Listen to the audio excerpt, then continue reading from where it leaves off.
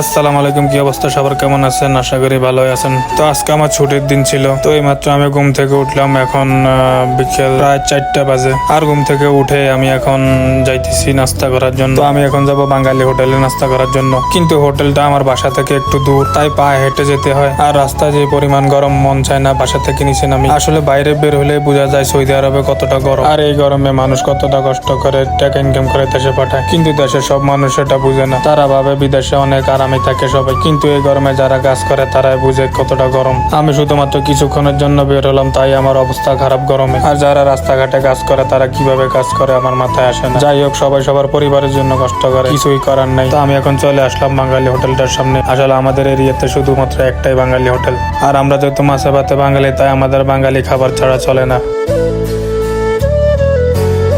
আর এই হচ্ছে বাঙালি হোটেলের ভিতরের দৃশ্য।